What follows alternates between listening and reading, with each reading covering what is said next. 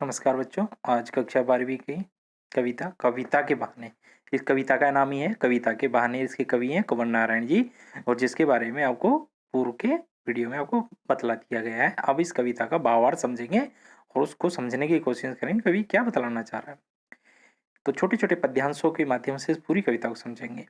एक उड़ान है चिड़िया के बहाने, कविता की उड़ान भला चिड़िया क्या जाने, बाहर भीतर इस घर उस घर, कविता के पंख लगा उड़ने के माने, चिड़िया क्या जाने। सवाल किया है प्रश्नात्मक शैली में आखिरी पंक्ति में।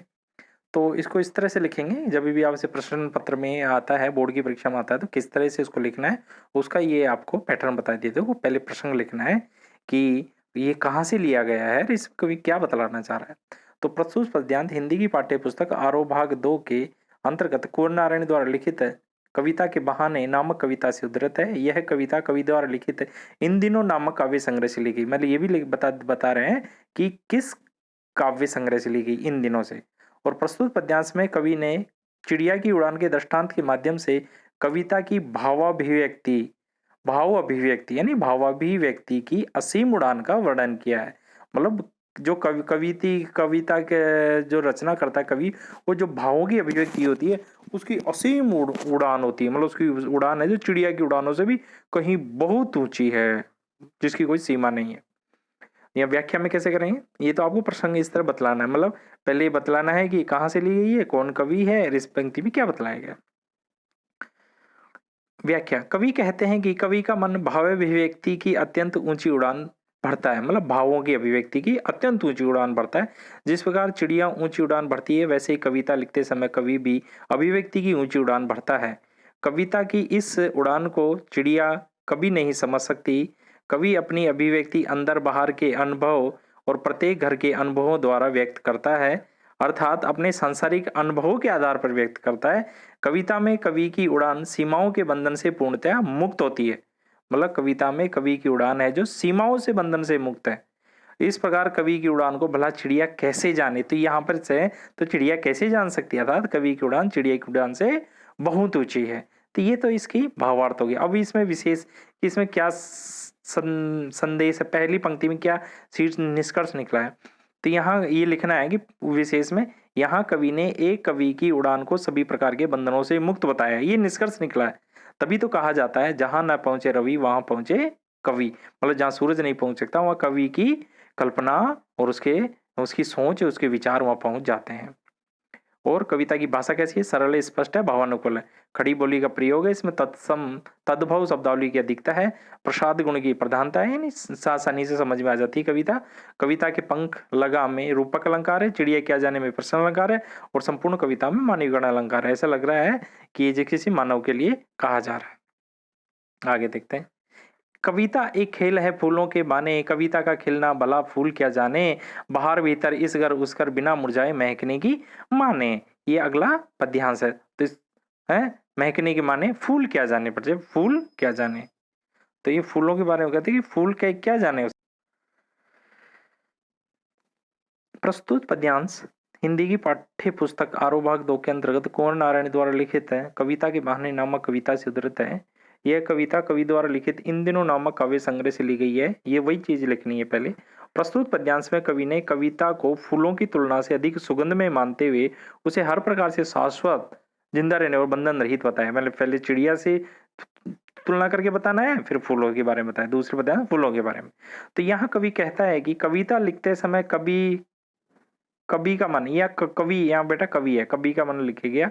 कवि का मन फूलों की तरह प्रफुल्लित होता है, क्योंकि कविता में कवि के भाव की सुंदर व्यक्ति होती है। कविता का खिलना फूलों के खिलने की तरह ही है, लेकिन कविता के खिलने और फूलों के खिलने में एक सूक्ष्म अंतर होता है।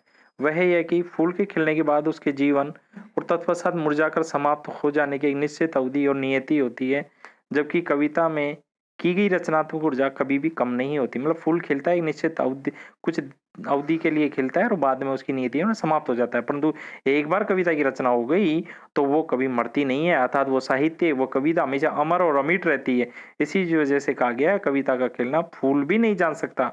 फूल की महक तो स्थायी होती है, परंतु कविता फूल की महक तो अस्थायी होती है, जबकि कविता क्या होती है, स्थायी होती है। वो परमानेंट होती है, लोगों को आशा का संचार, जीवन जीने का संचार, उत्साह का संचार करती है। तो विशेष में ये लिखेंगे कि कवि ने कविता को शाश्वत और बंधन रहित बताया है। कविता की भाषा सरल, स्पष्ट एवं भावानुकूल है। खड़ी बोली का प्रयोग जिसमें तद्भव शब्दावली की अधिकता है, प्रसाद गुण की प्रधानता है, और फूल क्या जाने में प्रश्न अलंकार है, मतलब प्रश्नात्मक शैली में किया गया है। तो यहाँ पे आपको समझ में नहीं आए तो प्रश्नात्मक चिन्ह लगाते ही समझ जाया करो कि प्रश्नात्मक शैली में लिख रहा है कवि। प्रश्न अलंकार और संपूर्ण कविता में पाणिग्रहण अलंकार का सुंदर प्रयोग है। प्रश्न शैली में ने नाट्यता की सृष्टि की है। आगे देखते हैं अगला पद्यांश। कविता एक खेल है बच्चों के बहाने, मतलब ये यात्रा है जो चिड़िया की उड़ान से लेकर फूल के गिरने से लेकर बच्चे के सपने तक जाती है।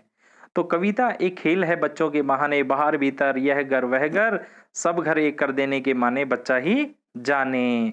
तो वही बात वैसे लिखना प्रसंग। प्रस्तुत पद्यांश हिंदी की पाठ्य पुस्तक आरोह भाग 2 के अंतर्गत कुंवर नारायण द्वारा लिखित कविता के बहाने नामक कविता से उद्धृत है। यह कविता कवि द्वारा लिखित इन दिनों नामक काव्य संग्रह से ली गई है। प्रस्तुत पद्यांश में कवि ने कविता की तुलना बच्चों के खेल और उसके अनंत सपनों से की है। बच्चों के खेल उसके अनंत सपनों से की है।